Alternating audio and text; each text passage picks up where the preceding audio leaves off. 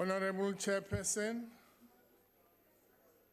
Deputy President, and honorable members of this House. Among our constitutional values, transparency, openness, accountability, and inclusiveness feature prominently.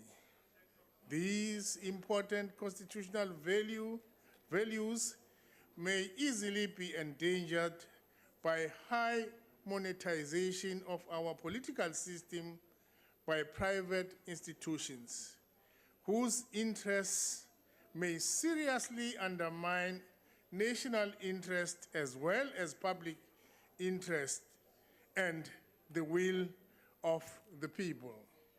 As you know, our democracy is about the will of the people, and that will is underpinned by the constitutional right to vote. And this is not new to the ANC. The ANC in 1955 had this to say about the will of the people and the right to vote, and I quote, "South Africa belongs to all who live in it, black and white, and that no government can justly claim authority unless it is based on the will of all the people. Every man and woman shall have the right to vote for and stand as a candidate for all bodies which make laws."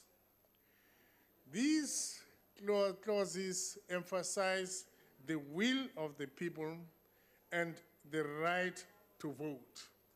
The ANC could foresee that in about 50, 60 years ago, when it formulated the Freedom Charter and included these two clauses in the Freedom Charter. Honorable Chairperson, the purpose of this bill is to enhance our constitutional values in our democracy. With this bill, we believe it shall most probably assist in oversight when important matters of the nation are discussed and assist in us making judgments that are in the interest of the nation, that are in the interest of the public, that are in line with the will of the people. Honorable Chairperson, South Africans want nothing short of a vibrant and informed democratic society that is demonstrated by the readiness with which it complied with the judgment in the case that was instituted by My Vote Counts, which essentially ruled that where the judge essentially ruled that information about private funding of political parties is reasonably required for the effective exercise of the right to vote and make the desired political choices.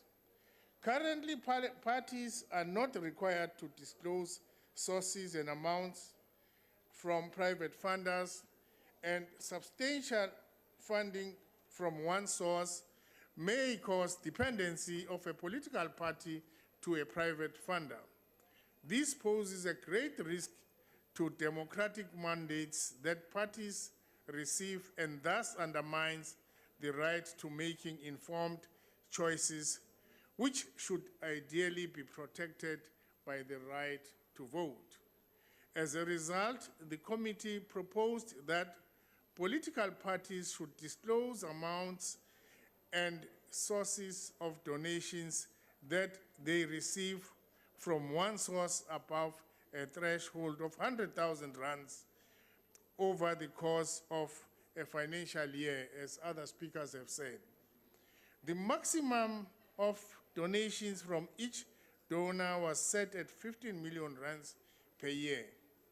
Concerns that were preventing anonymity of a private donor would drive some donors away were expressed, and that was offset by the creation of a multi-party fund called the Multi-Party Democracy Fund to be administered by the IEC.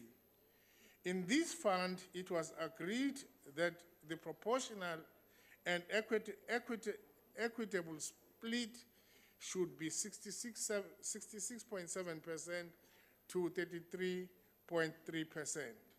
This bill prohibits funding from foreign governments, foreign agencies, state-owned enterprises, and organs of state. The prohibitions safeguard South Africa from risky foreign influences and the abuse of state funds that may result in actions that are contrary to the national interest as well as public interest. The ANC believes that this bill will strengthen the democratic process, enhance good governance, improve political accountability, as well as increase citizen faith in the leadership they elect. Indeed, this moment is a moment of renewal. We are moving to greater heights together with the people of South Africa by accounting to them, being open to them, and including them as part of decisions that we make. Therefore, the ANC supports this bill. Thank you.